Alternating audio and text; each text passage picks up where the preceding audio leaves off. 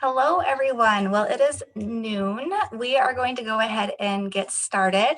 I know we have an exciting conversation ahead of us, so we will not wait any longer before we get going here. So just wanted to welcome everyone to our Think Talk, How to Talk with Opinionated Relatives. So we are living in a challenging times, and having meaningful and productive conversations with others we know can sometimes be difficult. We all know that one family member or friend who always makes sure their opinion is heard. Or maybe you might be that person. So sharing your opinion in a respectful way is one thing, but when those opinions and thoughts are done in a hurtful or a judgmental way, that's when conversations can sometimes become problematic. So to help us learn on how to better navigate these sometimes challenging conversations, we have Kristine Paranica here to provide us some tips and skills on how to stay balanced and not reactive. So to introduce Kristine, Kristine Paranica is our NDSU Ombuds person and works with faculty, staff, and graduate students on healthy conflict management and how to resolve issues. Kristine has been a certified mediator with over 25 years of experience as an attorney, a mediator, conflict coach, and professional trainer and facilitator. So we are very pleased and honored to have Kristine with us here today. So just want to welcome Kristine, and you're welcome to get started. Thank you. Can you guys see my screen? I hope. Yeah, can see it. You can see it. Okay, awesome. Yes. So good. Thank you. Thanks for taking time out of your day to do this. I think this is a really important topic, how to talk with opinionated relatives. I know I'm going to have some of that, and it's just going to be my immediate family who's together at Thanksgiving. And sometimes it's me, I will admit that. So I want to just welcome you all here. We're going to do a couple small group activities so you have a chance to talk with one another. I think that's one of the things we miss a lot in these kind of pandemic days. So give you a chance to do that. So what we're going to talk about today is to learn how to navigate challenging conversations that ultimately may come up over the dinner table during the holidays, to address the triggers or hot buttons that get pushed when we're all together with family and friends, and to determine how to stay balanced versus reactive. How do you kind of stay in your balance so you're not reacting out of anger or frustration or those kinds of things? I have two college students coming home next week, one on Saturday actually of this week and one on like Wednesday. And we're down to 3 cars at home, and they're flying home from different campuses. And so I'm expecting a lot of stress of the holidays. So this was cathartic for me to prepare this for this week. So the first thing we're going to do is get into pairs, but I'm going to give you your prompts first, and that is, what are the conversations that you want to avoid maybe or have over the holidays? Or maybe there's some that you were expecting are going to come up and you're going to figure out how to avoid them or how to handle them or how to, somehow manage it all. So some things that might come up might have to do with politics. There seems to be a lot of stuff over politics. Family dynamics and relationships could have to do with race, gender, Black Lives Matter issues, things like that. Or expectations even. I'm sure my expectations and my adult children expectations are going to be a little bit different. Religion or spiritual practices, things like that, are things that can come up over the holidays. Someone's doing enough, not enough, or the wrong thing. Could be any number of things. So what I'm going to do is ask Emily to get you into pairs. You'll just have 5 minutes really for each person to kind of share some of what they're expecting or what they're hoping will or will not come up in those conversations. So always in small groups, remember to maintain any confidentiality, but I will ask you as when you come back to type in a word that would illustrate the kinds of conversations you expect will come up. And you can be as vague as politics, or you can be more specific, whatever you're comfortable with. So does anyone have any questions? Okay, I'll let Emily do her magic with the groups then. It'll just be 5 minutes.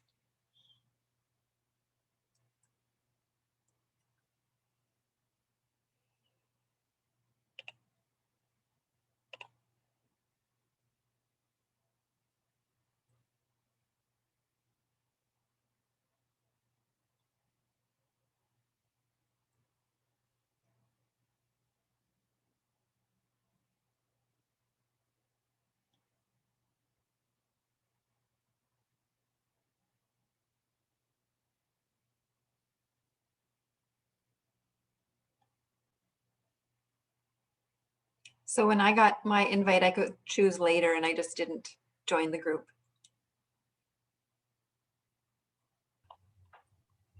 Oh, you can hear me? Yeah. And some people might be just a little, some things to think about just as we warmed up here. And I hope you were with somebody maybe you hadn't met before, to give a little opportunity to meet somebody. But sometimes it's just about picking your battles, right? And I know that doesn't mean just you picking your battles, but them picking their battles too. So you might want to think about time and timing of it. Maybe someone approaches you, and the question is, do I want to have this conversation right now? Is right now the best time? I often think that around the dinner table when we're eating is maybe not the best time. Probably isn't great for digestion, right? To suddenly get completely stressed out.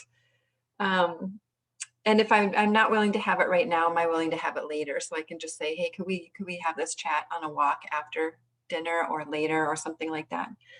Am I trying to understand somebody or just pick a fight? Am I already so irritated with this relative or this person that I just can't wait to get there and just start this one up, say something in person?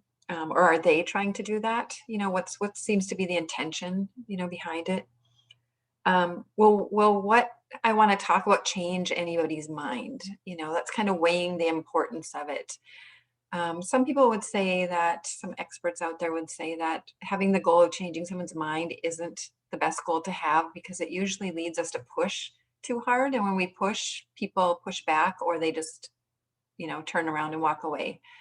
So maybe a better intention is not, will I change someone's mind, or how can I feel more seen or heard by this person about this issue? So even if I know they're never going to agree, can I maybe get a little bit of empathy? Can I maybe get a little bit of understanding? That's likely to not have that same result as pushing. So really thinking about your goal and having or avoiding those conversations. I'm going to share my screen again. I think. Okay, I gotta make sure I follow the right steps here. Okay.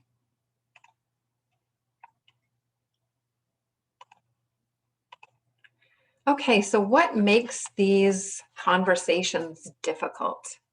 And I'm going to ask you to put some terms into the chat again. So what makes them hard for you? One has to do with our fear. What are we afraid that could happen if we do or don't have these conversations? So, we're going to start with the do. Let's say we've decided we want to have this conversation, or we think it's inevitable that this person's going to force this conversation on us. What are we most afraid of walking into a difficult conversation? What would you put in the chat? And Emily, I might ask you to read those aloud, since I can't see the chat on with my screen open with my PowerPoint. Sure, absolutely. So we're getting ending the relationship, people getting mad, damaging in the relationships, hurting someone, not being able to stand your ground, creating some divide, causing conflict that spreads to the whole group. Strong opinions or belief of making people upset, again, hurting the relationships, a trigger or being triggered, when someone becomes very defensive, angry, or might lash out. each side being too passive about their, passionate about their view,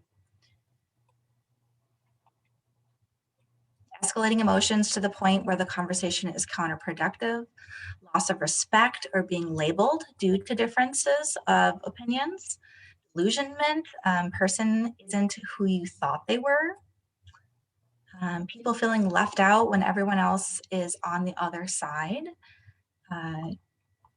kids not challenging parents, their lack of knowledge making that person overly angry, and them thinking that difference of opinion means that you don't love them. Really good responses. I think those are very common responses. That's why we avoid conflict and difficult conversations most of the time. We're really afraid of damaging the relationships. We're really afraid of making things worse. And we're also very afraid of our own lack of ability to say what we need to say in the way that we need to say it. So those are really the top ones that I hear all the time, and they're real. I think it has to be balanced against what happens if we don't have those conversations. And it also can be remedied by the way we prepare for those conversations. But understanding that, having that awareness going in that you have these fears. I've even seen people do this, have these difficult conversations well by just naming that, just saying, I want to talk, but I don't want this to hurt our conversation or our relationships. So how can we commit to something first before we start to make sure our relationship isn't damaged by this conversation, or saying the things that I want to have this hard conversation. We see things differently, and it's not going to change how much I love you, that kind of thing. So the second question is, what happens if we avoid the conversations? We've all done this, we just circle around and do anything. My sister's the queen of this, actually, at home, like not now that we're this old, but when we were younger, she was really good at keeping really busy and making lots of busy, light conversation. And she could talk nonstop for hours, literally. And so it was always great when she was there, because she was this buffer and never let any conversations of substance happen. It wasn't always a good thing, but so one more time in chat. What happens if you avoid the conversation that you want to have and it continues to get avoided? What are the repercussions from that? And then I'll have Emily read your response again. So a few quick chats. Yeah, we have one that resentment can build. Nothing changes, or there's enabling that can happen. The relationship stays shallow, and misunderstanding of other people. When the conversation eventually happens, it's much more explosive. Putting across the idea that you are okay with their misguided opinions. If I avoid the conversation, then I can keep pretending they don't have such starkly different values from mine. Simmering resentment, knowing what's the elephant in the room and they believe such opposite things.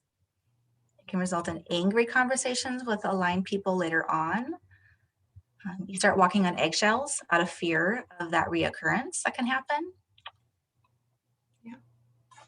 There's awkwardness, again, about that elephant in the room, strained relationships, and makes interactions feel fake. Yeah, really good thoughts about that. Again, you can see that it creates a balance with what we're afraid of if we have the conversation, what happens if we avoid, and to find some kind of ground that you can stand on that makes you feel comfortable, that's going to be okay with you. And it doesn't mean that we necessarily have to have these conversations over the holidays, even though that's a topic. It may be that we wait till after the holidays to have the conversations. But all those things are also real consequences that can happen if we avoid. So hopefully you can find some kind of balance in there. The next slide, what buttons get pushed for you? This also is known as triggers. Buttons are triggers. And I'm going to ask you to jot this down. Emily's going to type it in the chat, but sometimes when we get into the small groups, the chat doesn't follow you into the small groups. So you might write these down, because you're going to have a good 10 minutes to talk in small groups of 4, approximately, depending on how many people there are. And you're going to each together answer number 1 first. Name the big trigger or button that will really upset you. Somebody ignoring you, somebody diminishing your ideas, somebody lying to you, you know, whatever it is related to that difficult conversation you want to have over whatever the topic was in the first round. The second question, what need is not being met when you are triggered? So for example, if I go to let's say I'm having a big family thing for Thanksgiving, I'm not obeying the COVID stuff.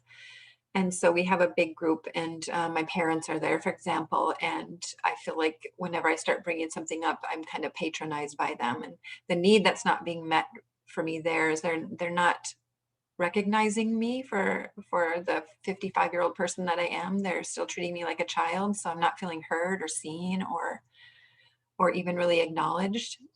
So for everyone, that need is going to be different, but try your best to find that need. The need is what I'm going to have you put in the chat when you come back. So you might circle that word on your paper as you write these down. A couple other needs, just to give you some more words for that. It could be being heard, being understood, your need for belonging, your need for connection, your need for peace or calm or happiness, right? Some of those things. So another thing to everybody go around, you'll have to do this quickly because 10 minutes will fly with 4 people, is what happens to you in your mind and body when you get triggered, when you're triggered into conflict, when you're feeling that bit of that fight or flight. Where do you feel it in your body? What does it do to your ability to think clearly or rationally? Any of those symptoms, just name a couple for each of you. The 4th question is, how do you respond when you're triggered? When you're triggered into frustration, anger, sadness, whatever, what do you do? Do you retreat? Do you fight? Do you know, what is it that you do? How do you respond? Do you get sarcastic? You know, at least in my brain, for sure, I get sarcastic.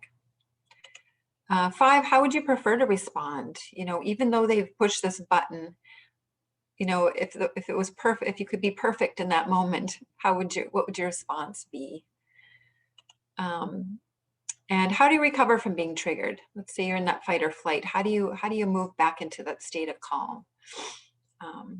Okay, so those are the 6 questions. Make sure you've written them down. You'll have 10 minutes. Emily will put you into groups. You can do quick intros, but again, you only have 10 minutes. So get through all the questions, and then everyone will write their need when we come back into the large group. So any questions? All right, let's go. Come back, write your need, the unmet need or needs in the chat. We'll see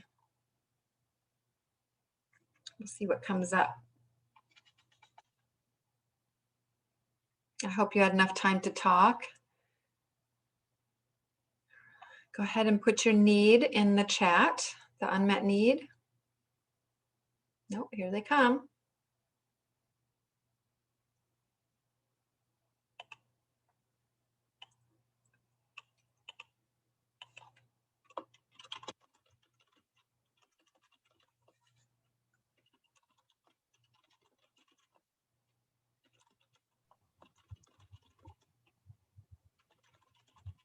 Would you like me to go through and read them for you, Kristine? Sure. Can you see them? Okay. Okay, so there's a lot of needs here. Need for respect, validation, the need to be heard, feeling valued, respect, to be treated as an equal and as an adult, need to be heard and understood, validation that you have a position, need for compassion from a perspectives, thoughts, and feelings, need of being understood, understanding, need for peace. We said respect and being valued, and accepted of my well thought out beliefs. Great. Thank you for putting those in there. I think those are really important to us, all of those needs. Sometimes leading with that can be helpful, that I haven't felt heard in the past, that I maybe, even though we disagree, I think I would want to validate where you're coming from, and I would like the same from you. Sometimes that's a good point to start versus from our positions or our demands or our frustrations, right? So it's really, thanks so much for participating and filling that in. I'm going to share screen again and get my PowerPoint back up here. Which one was it? There we go. Okay, so you've thought about your triggers, the things that might upset you, the needs that are not met when that happens. You have more awareness, perhaps, to what happens when we start getting into that fight or flight and how to recover. And if you aren't sure how to recover, it's something to journal about, to think about. Most people choose some kind of movement, whether it's knitting or running, it doesn't really matter, some kind of movement. And your preferred response, you know, the kinds of things that bad habits that we go to when we're triggered, and then how we'd rather respond. And so we're moving now into the conversation. So I think it's helpful to do a lot of inner work before we start the conversation. One is to remember that we want them to respect our humanity, and so to respect theirs, to remember that they also have needs and interests. Where you and they get their information, I know that's on the political level, that's a huge issue, right? But it also can be an issue from other places, other issues, other concerns. To remember the importance of your relationship. So if this relationship is really important and it's not one you can walk away from, to think about how you navigate that and what's at stake for each. The last one I put down there is, can you agree to disagree? On some of these issues, yeah, sure, we can agree to disagree. But I've heard and read a lot about things having to do with maybe race issues, certain types of fundamental beliefs that aren't necessarily negotiable. So some people might say, if I was a Black woman, I might say that it's not negotiable that you find my race or my gender unacceptable. Things like that are not negotiable for most people. So trying to figure out where you can agree to disagree and where you can't, and then finding ways to communicate that. So, and if you decide to open a conversation with somebody, difficult conversation, sending them an invitation, something like this. I know we see this differently, and I want to better understand where you're coming from and why you hold your beliefs. And I really want you to hear me as well. Can we talk? So in the chat again, what do you see differently about that invitation? How is that different than, you know, I want to talk to you about this, or something like that, you know, our typical ways? Is there something different in the way this is written out that gives a different message maybe than we got to talk? So again, Emily, I'll rely on you to write or read anything that's coming up in the chat since I can't see it. Sure, we have a comment about it being less threatening. It's very calm, and it can clarify that you want to be heard as well. There's I statements that is included, and stating first that you want to understand them. Asking the other person for their input, but also asking what they hear you out as well. So it creates a sense of equality. Feeling like a general concern. You're seeking to understand is always a great problem-solving step. And it starts out from a place of respect. Awesome. Those are everything I could have said, and I don't have to say now. Yeah. the invitation makes a difference. In mediation practice, facilitation practice, there's a saying that says the opening statement says it all. So the way that you present yourself at the very beginning sets the stage for the entire conversation. So really focusing on how you invite somebody into a tough conversation really does matter. Thank you. So having the conversation, more preparation. What can you control? Thinking about that. What do you have control over? What don't you? And being realistic about that. So you're not trying to push or pull something that really isn't within your realm. Remembering that conflict is on the same coin as change. So you flip the coin and you get change. There's going to be conflict. You end up with conflict. There's going to be change, and it's usually a good thing. I mean, we learn and grow. Nature learns and grows through conflict. So changing your perspective on that will help you to avoid less. Picking your battles, not the war, starting with small stuff. Sometimes you can't do that, but oftentimes you can. Remembering the good about somebody. Another good aspect of preparation I didn't put on this slide is role playing. I role play a lot in my office, in the one-on-ones that I have, and people are, maybe it's a faculty member needing to have a conversation with another faculty member, or a staff member needing to have a conversation with their supervisor. Role playing and really fine-tuning your language can be really helpful. So finding somebody that you trust to do that with can be extremely beneficial. In terms of speaking, preparing for your speaking. So speak from the heart and for yourself. Don't be like, we all think you're a real jerk on this issue, you know. Speak directly, get to the point.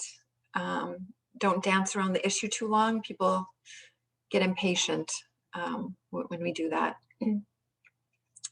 Go in with humility and gratitude. So we might think we're right, but there might be things we're missing, right? So coming in with a little bit more humility. Listening deeply and with empathy. So if we're really listening, another trick of mediators is we talk about following the person speaking. So not trying to lead them or prod them or push them, but rather really following them and saying things like, which is reflection. What you seem to be saying is that you were really hurt last year when we had this conversation and I called you a name. That would be a good example of a reflection. So there's no judgment in that. It's just simply what they've just said and the emotion behind what they've just said.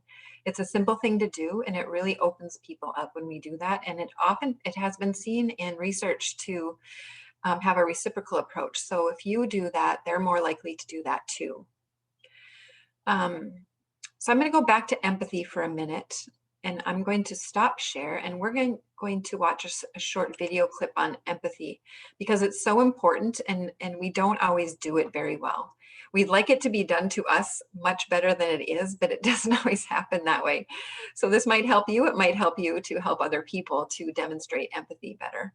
So I'm going to show this video, and we will see if you can hear it. So everybody cross your collective fingers for the video. There it is. I'm going to make it big. It's only under 3 minutes, so here we go. So what is empathy, and why is it very different than sympathy? Empathy fuels connection. Sympathy drives disconnection. Empathy, it's very interesting. Teresa Wiseman is a nursing scholar who studied professions, very diverse professions where empathy is relevant, and came up with 4 qualities of empathy. Perspective taking, the ability to take the perspective of another person or recognize their perspective as their truth. Staying out of judgment, not easy when you enjoy it as much as most of us do. Recognizing emotion in other people and then communicating that. Empathy is feeling with people. And to me, I always think of empathy as this kind of sacred space when someone's kind of in a deep hole and they shout out from the bottom and they say, I'm stuck, it's dark, I'm overwhelmed. And then we look and we say, hey, climb down. I know what it's like down here. and you're not alone. Sympathy is, ooh, it's bad, no. You want a sandwich? Empathy is a choice, and it's a vulnerable choice, because in order to connect with you, I have to connect with something in myself that knows that feeling. Rarely, if ever, does an empathic response begin with "at least." Yeah. And we do it all the time, because you know what? Someone just shared something with us that's incredibly painful, and we're trying to silver lining it. I don't think that's a verb, but I'm using it as one. We're trying to put the silver lining around it. So, I had a miscarriage. Oh, at least you know you can get pregnant. I think my marriage is falling apart. At least you have a marriage. John's getting kicked out of school. At least Sarah is an A student. But one of the things we do sometimes in the face of very difficult conversations is we try to make things better. If I share something with you that's very difficult, I'd rather you say, I don't even know what to say right now. I'm just so glad you told me. Because the truth is, rarely can a response make something better. What makes something better is connection.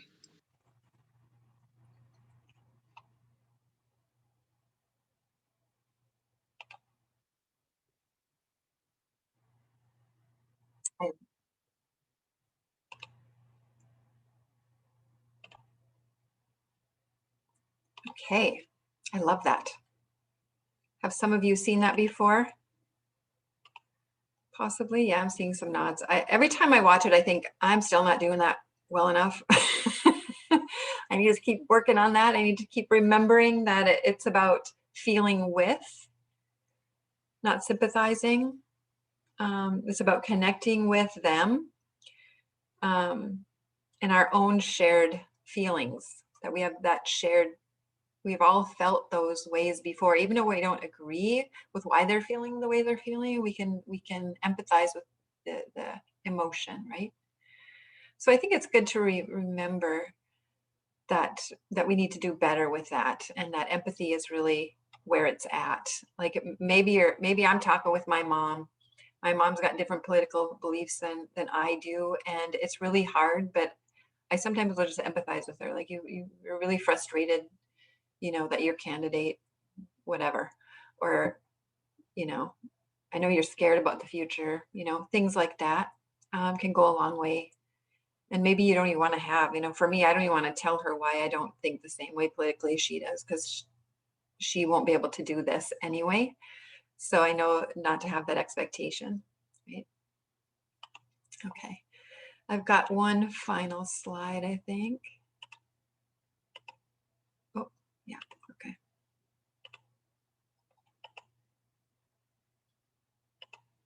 The follow-up.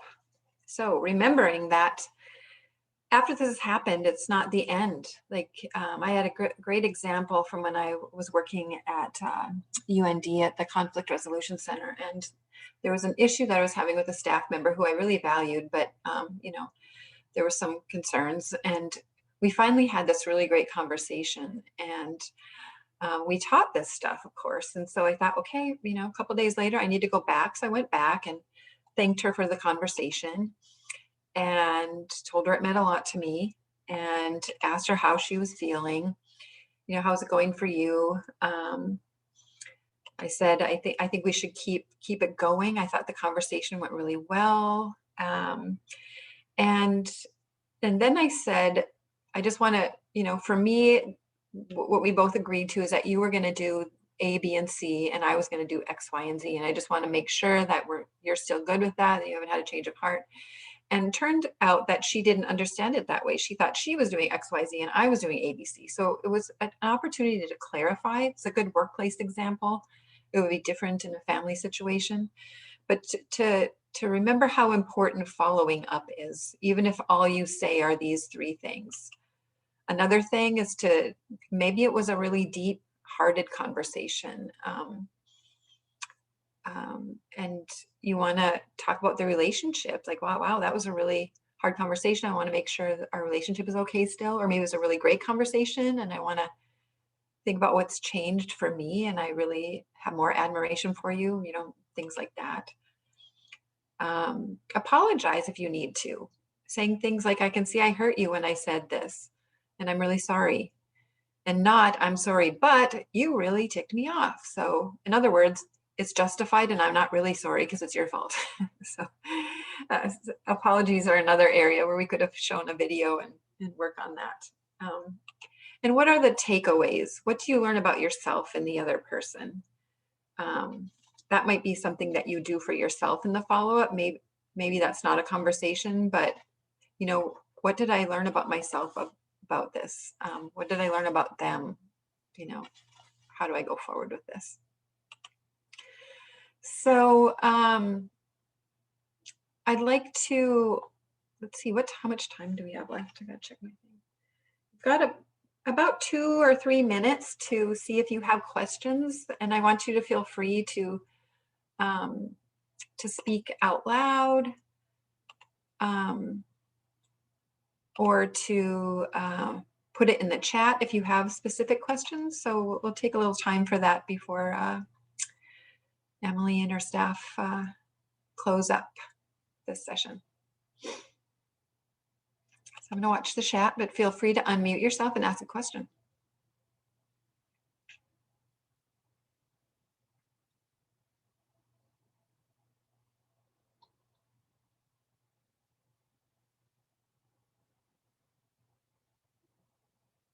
Oh, I was going to have a resource page here for you, but I didn't do that. But if anyone wants some resources, some good books about having difficult conversations, just email me. And my email is the same as all of yours, kristine.paranica@ndsu.edu. And I will get back to you with some good difficult conversation reading lists. Yes, thank you for putting that in, Lee. Brene Brown also has a wonderful How to Apologize podcast. I'm also a big Brene Brown follower. Everything she puts out there, I read or listen to, often on my drive to Fargo. How do you have these conversations when your beliefs are the minority and the majority of your family has opposing beliefs? That's a tough one. And I think that's where a lot of us find ourselves in, especially if we're not in the majority of the political party in North Dakota, which is 75 or 70 or more % Republican. And I think a lot of what I've said applies, but it becomes a pick your battle if you feel like you could be ganged up on. Do you really want to have that? Do you want to try to isolate and have one-on-one with people who you think might be more willing to listen? Sometimes they can be the people who convince the others to respect your opinion or your thoughts or beliefs. Other times you could just say that I know I'm the minority, but I also have a need to feel seen and understood and heard by all of you, and respected for my different political beliefs. And trying some of those strategies could be helpful. Let's see, I don't see any others. All right, so I'm gonna pass it over to Emily. Thanks so much for your comments. I'm glad you enjoyed the session, and wish you all a very great a time with holidays. And I hope that the difficult conversations are short and sweet. Thank you so much, Kristine. That was really great. So just wanted to thank all of you again for joining us today for the conversation. We will be sending out the recording. So if you want to take a look back at the conversation to remind you before we head off into the holidays, or for those that weren't able to join us, they can view the recording then. And then just a reminder too, in the email, we had a link to the slides that Kristine provided. So again, as another resource to you, and another link for some of the community resources that we just have available too, if you want to reach out to the community for some additional assistance on some of these conversation types of things. If you are able to join us, we also have our Unthink series that's going on, that's focusing on mindfulness and gentle stretching. So that's been a recording that we've been sending out, or you can join us for our synchronous session. Our next one is on December 3rd. at 12:15 to 12:45. So take a few minutes out of your day for yourself to relax and unwind. And we also will have another asynchronous recording being sent out on the week of December 7th. So those are some other upcoming opportunities to engage with the Think programming. So again, thank you all, everyone, and enjoy the rest of your day. Take care.